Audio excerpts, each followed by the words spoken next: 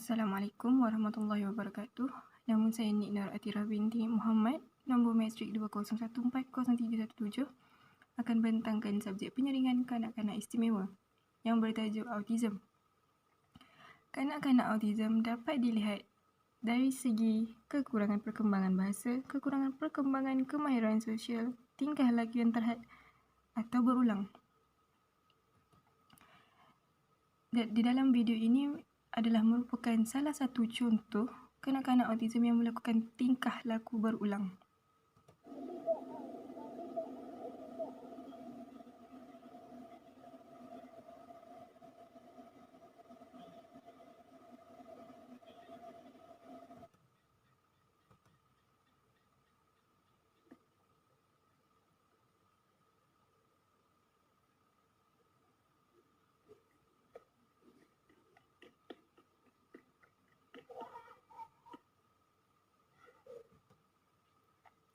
Seterusnya, pengenalan kepada autism. Autism berasal dari perkataan autos yang bermaksud diri sendiri dan isme yang bermaksud aliran. Ini bermakna autism membawa maksud keadaan yang menyebabkan kanak-kanak menumpukan perhatian dalam dunianya sendiri. Autism adalah kategori ketidakupayaan yang dicirikan dengan gangguan dalam komunikasi, interaksi sosial, gangguan daya, pola bermain dan perilaku emosi. Gejala autism mula kelihatan sebelum kanak-kanak berumur 3 tahun. Mereka mungkin tidak dapat bertutur, hanya mengeluarkan bunyi-bunyi ataupun meniru apa yang diperkatakan orang lain. Mereka juga tidak suka disentuh atau berhubung dengan orang lain ataupun mungkin selalu berpaut kepada sesiapa sahaja. Seterusnya, punca autism. Yang pertama, punca sebenar autism tidak diketahui, tetapi beberapa teori terakhir mengatakan faktor genetik memainkan peranan penting yang menyebabkan berlakunya keadaan autistik pada kanak-kanak. Bayi yang dilahirkan kembar lahir daripada satu telur didapati kemungkinan mengalami gangguan autistik.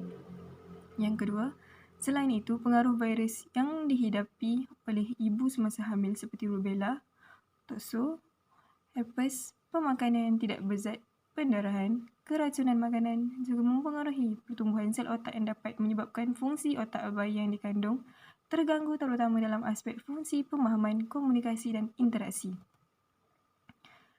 Seterusnya, cara membantu perkembangan kanak-kanak autism. Yang pertama adalah konsisten, iaitu kanak-kanak SD sukar mengaplikasi apa yang dipelajari dalam sekolah kepada tempat lain seperti rumah. Ibu bapa perlu cuba untuk menerapkan persekitaran yang sama untuk bantu memperkukuhkan pembelajaran sekaligus bantu perkembangan anak. Ibu bapa mungkin boleh menjalankan terapi di lebih daripada satu tempat untuk mendorong anak mengaplikasikan apa yang dipelajari di persekitaran lain. Selain itu, ibu bapa perlu konsisten dalam cara berkomunikasi dengan si kecil dan cuba tangani tingkah laku yang mencabar. Yang kedua, ganjaran. Galakan positif dapat bantu perkembangan kanak-kanak ASD, jadi sebaiknya ibu bapa perlu mencuba untuk memberikan ganjaran setiap kali mereka melakukan sesuatu yang baik. Ibu bapa boleh memberikan pujian, pelekat atau membenarkan anak bermain permainan kegemaran setiap kali mereka berkelakuan baik. Yang ketiga, rutin yang sama. Untuk mendidik anak autism, anda perlu wujudkan satu jadual rutin yang sama setiap hari. Ini kerana anak ASD cenderung melakukan yang terbaik apabila mempunyai jadual rutin tersusun. Sediakan jadual untuk anak berkaitan waktu makan, sesi terapi, persekolahan dan waktu tidur. Dan yang terakhir, zon selamat di rumah. Cipta ruang peribadi di rumah untuk anak boleh berehat dan berasa selamat. Ini melibatkan cara mengatur dan menetapkan had yang mudah difahami anak. Menggunakan petunjuk visual juga boleh membantu dengan menandakan pita berwarna dan label bergambar. Seterusnya, kaedah buka lisan untuk berkomunikasi. Mendidik anak autism berkomunikasi tidak hanya melibatkan lisan, tetapi anda boleh berkomunikasi dengan cara melihat mereka menggunakan nada suara serta bahasa badan. Yang pertama, fahami isyarat bukan lisan.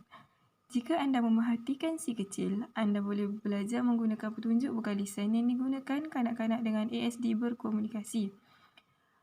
Perhatikan nada suara, ekspresi muka dan pergerakan isyarat yang digunakan mereka sebagai tanda penat, lapar atau mahukan sesuatu. Yang kedua, kenal pasti punca sebalik tantrum. Pastikan kita akan berasa kecewa dan sedih apabila berasa diabaikan. Anak autistik juga mempunyai rasa yang sama. Apabila anak ASD mula tantrum, ia selalu disebabkan ibu bapa tidak dapat memahami atau membaca isyarat, bukan lisan mereka. Kemarahan yang ditunjukkan adalah cara mereka meluahkan rasa kecewa dan cubaan memancing perhatian anda. Yang ketiga, masa bergembira. Anak ASD tetap seorang kanak-kanak. Mereka juga perlu untuk mempunyai kehidupan lain selain hanya menghadap terapi semata-mata. Tetapkan rutin anak untuk bermain. Cipta cara menyeronokkan bersama yang boleh menghadirkan senyuman kegembiraan, ketawa serta membolehkan mereka keluar daripada kepompong. Banyak manfaat boleh diperolehi untuk bantu perkembangan anak apabila anda menemani mereka bermain tanpa sebarang tekanan. Yang keempat, kepekaan diri anak. Perhatikan tahap kepekaan dan sensitiviti diri anak ASD. Kebanyakan anak autistik sangat sensitif terhadap cahaya, suara, sentuhan, rasa dan bau. Fahami pemandangan suara, bau, pergerakan atau sentuhan yang boleh memicu tindak balas, tingkah laku positif dan negatif anak anda. Seterusnya, wujudkan rawatan autism sendiri. Untuk mendidik anak autism dan bantu perkembangan anak dengan ASD, anda harus menyedari bahawa setiap daripada mereka mempunyai spektrum autism unik dan tersendiri. Rawatan terapi untuk anak perlulah disesuaikan mengikut keperluan individu. Pastinya anda lebih memahami keadaan anak anda seperti fahami kekuatan dan kelemahan mereka, kenal pasti tingkah laku yang kerap mewujudkan masalah dan isu, skill yang kurang pada anak, kaedah pembelajaran terbaik untuk anak, mendengar, melihat atau mempraktikannya, perkara yang digemari anak. Seterusnya adalah tanda-tanda awal autism pada kanak-kanak. Yang pertama, tidak mengukir senyuman, tergelak atau menunjukkan ekspresi gembira ketika bayi berusia 6 bulan. Tiada hubungan mata atau hubungan mata yang terhad ketika bayi berusia 6 bulan. Tidak membuat bunyi, senyum atau ekspresi wajah ketika bayi berusia 9 bulan. Tidak mengagah ketika bayi berusia 12 bulan. Tidak membuat gerak isyarat untuk berkomunikasi seperti melambai dan mencapai ketika bayi berusia 12 tahun. Tidak memberi tindak balas ketika namanya dipanggil ketika bayi berusia 12 bulan. Tidak berceloteh ketika bayi berusia 16 bulan. Tidak mengeluarkan perkataan ketika kanak-kanak berusia 2 tahun. Langsung tidak bercakap atau menunjukkan kemahiran sosial pada semua peringkat. Akhir sekali penutup. Anak merupakan sebuah anugerah yang dikurniakan oleh Allah. Ibu bapa perlu mendidik anak sebaik mungkin walau bagaimanapun keadaan mereka. Mereka juga perlu diberikan didikan dan kasih sayang daripada ibu bapa serta ibu bapa haruslah menjaga mereka dengan penuh kesabaran dan sentiasa mendoakan yang terbaik untuk mereka. Sekian, terima kasih.